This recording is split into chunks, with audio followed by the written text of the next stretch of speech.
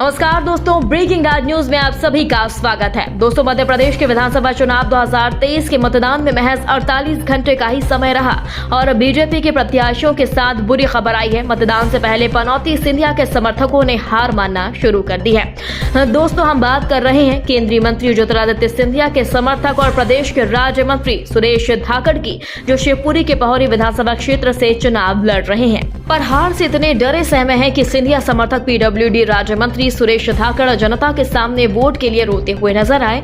आंखों में आंसू लिए भरी सभा में मुख्यमंत्री शिवराज सिंह चौहान के सामने इस तरह दहाड़े मार के रोने लगे और जनता से कहने लगे कि इस बार जनता इज्जत बचा ले। दोस्तों, वोट के रूप में भीख देने की अपील करते हुए मंत्री को देख जनता मानने लगी है कि पनौती सिंधिया ने मोदी बीजेपी की लंका ही लगा दी। बीजेपी का सत्ता से बाहर होना अब तय माना जा रहा है। दोस्तों, विधानसभा चुनाव 2023 के लिए जिस तरह से प्रधानमंत्री मोदी, गृह मंत्री अमित शाह, सिंधिया और उनके मंत्री जनता से रो रो कर वोटों की भीख मांग रहे हैं और दंडवत प्रणाम भी कर रहे हैं, जनता के पैरों में गिरकर रहम की भीख मांग रहे हैं। इसके बाद ये कहना कोई मुश्किल बात नहीं कि भाजपा ने मतदान और परिणाम से पहले ही अपने कर्मों की सजा का प्रमाण देकर हार मान ली है।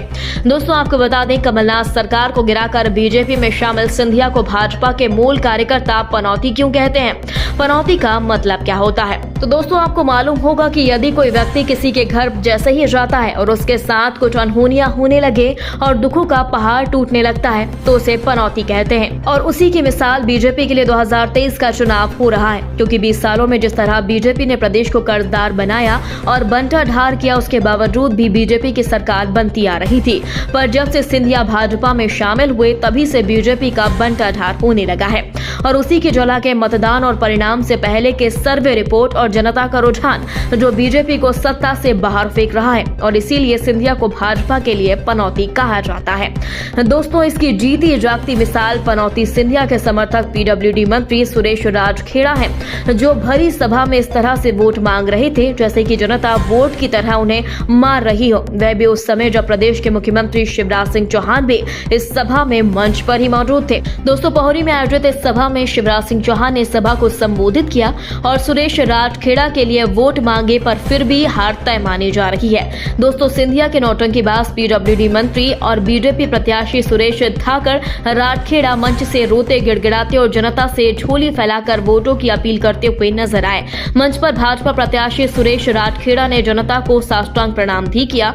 सभा के दौरान उन्होंने कहा कि मैंने सपने में भी नहीं सोचा था कि एक गरीब किसान के बेटे को महाराज ज्योतिरादित्य सिंधिया और शिवराज सिंह चौहान वल्लभ भवन पहुंचाएंगे। राजखेड़ा ने कहा कि मैं आपसे भीख मांगता हूं, मेरी लाज रख लो, आने वाली 17 तारीख को सभी भाई कमल के फूल पर ही वोट दे। दोस्तों, कहा जा रहा है कि गद्दार पनौती सिंधिया के कारण बीजेपी के इतने बुरे हालात हो गए हैं, क्योंकि अब इस तरह से रोते गिड़गिड़ाते नेता का यह वायरल वीडियो सोशल मीडिया पर खूब धूम मचा रहा है। दोस्तों, पूरे विधानसभा क्षेत्र में ही नहीं, शिवपुरी जिले में बीजेपी 6 में से 4 सीटें बहुत बुरी तरह से हार रही है। कारण बताया जा रहा है सिंधिया। दोस्तों, 2018-19 में ज्योतिरादित्य सिंधिया के कारण बीजेपी को और खुद सिंधिया को लोकसभा में करारी हार देखनी पड़ी थी। अब उसी तर्ज पर 2023 में सिंधिया के मुंह पर करारा तमाचा फिर पड़ने वाला है और उसी की झलक है उनके समर्थक, मंत्री और विधायक। दोस्तों, आपको बता दें, शिवपुरी की पहौरी विधानसभा सीट से भाजपा ने सिंधिया समर्थक पीडब्ल्यूडी राज्य मंत्री सुरेश राजखेड़ा को टिकट दिया है। यहाँ पर भाजपा कांग्रेस के अलावा बसपा के कारण त्रिकोणीय मुकाबला हो गया। धाकड़ यानी किरार बाहुल्य इस सीट पर कांग्रेस से बगावत कर चुनाव लड़ रहे प्रद्युमन वर्मा ने भाजपा प्रत्याशी सुरेश राजखेड़ा का गणित बिगाड़ दिया है। दोनों ही जाति एक ही हैं और इस बार यहाँ के धाकड़ किरार प्रद्युमन वर्मा की ओर ज्यादा झुक रहे हैं। बताया जा रहा है कि यहाँ पर अब मुख्य मुकाबला कांग्रेस के कैलाश कुशवाहा और बसपा के प्रद्युमन वर्मा के बीच हो गया है। सिंधिया के पीडब्ल्यूडी राज्य मंत्री सुरेश राजखेड़ा की हालत बेहद खराब है। खबरें आ रही हैं कि उन्हें जीतना तो छोड़िए, सुरेश को जमानत जब्त करवाने से भी कोई नहीं बचा सकता। जबकि यहाँ पर सीएम शिवराज सिंह चौहान के अलावा केंद्रीय मंत्री ज्योतिरादित्य सिंधिया भी प्रचार करने आ चुके हैं। दोस्तों, जिस तरह से आंकड़े सामने आ रहे हैं और सुरेश राजखेड़ा रो रो कर वोट मांग रहे हैं, क्या विरोध के बावजूद रोना धोना उन्हें वोट दिला पाएगा? क्या उनकी जीत हो पाएगी? दोस्तों, इस पूरी खबर पर आपकी क्या राय है? कमेंट बॉक्स में हमें जल्दी बताएं। यदि आपने अभी तक हमारे चैनल को सब्सक्राइब नहीं किया तो प्लीज बेल आइकन दबाकर अभी हमारे चैनल को सब्सक्राइब करें। खबर अच्छी लगने पर लाइक शेयर करना बिल्कुल ना भूलें।